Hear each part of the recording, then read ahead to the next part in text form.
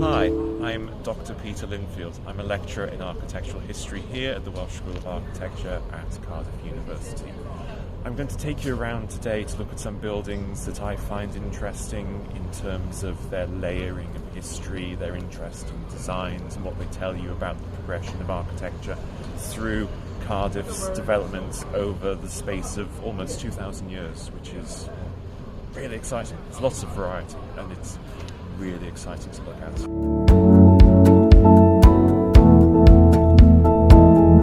So we've got a real castle that today acts as a folly within the walls of the castle.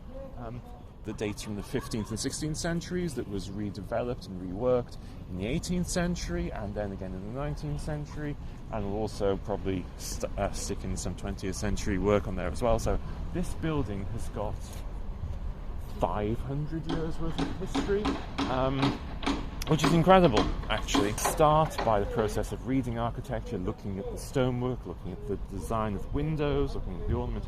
You can start to separate out these different pieces of history, these different layers, the hands of different architects.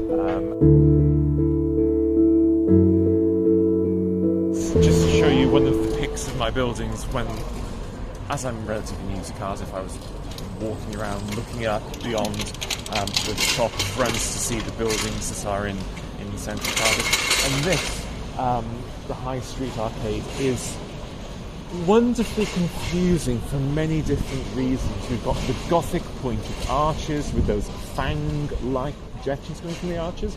Those are called cusps, which we've got repeated all the way along the horizontal banner.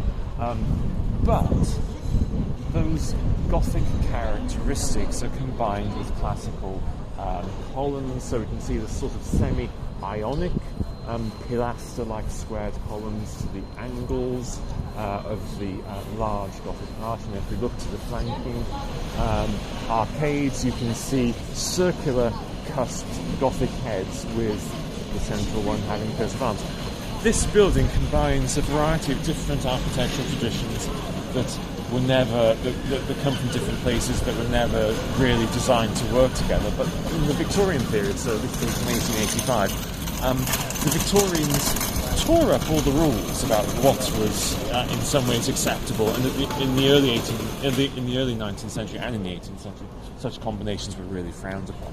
In the Victorian period, anything was game. It sort of this amazing architectural variety, and this is deeply wrong from a historical perspective, but it just shows how inventive Victorians could be in the way they combine different languages of architecture to create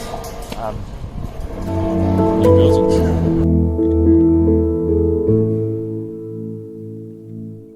This is really interesting. So we're in one of these arcade shopping centres just off the Victorian High Street, and looking up you can see how there's the contrast between the architectural features, so the pilasters and the window surrounds, and the astragals or the glazing bars. They are all in this stony grey colour, and the contrast between that and the wall in white responds to Tuscan Renaissance style architecture, which you can see all over Tuscany. And so this is in some ways a little, I suppose, homage to Filippo Brunelleschi and his great architecture in Tuscany, as well as Tuscan architecture, church architecture, and beyond in general. It's amazing. So there's a bit of Italy, really.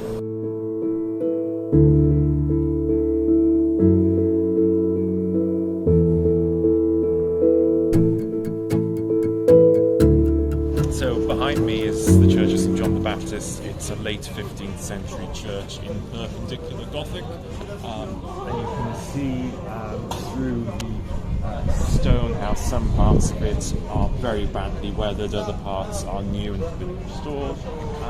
This is a wonderful example of late Gothic architecture that responds to a very geometric but quite complex design in terms of the tracery.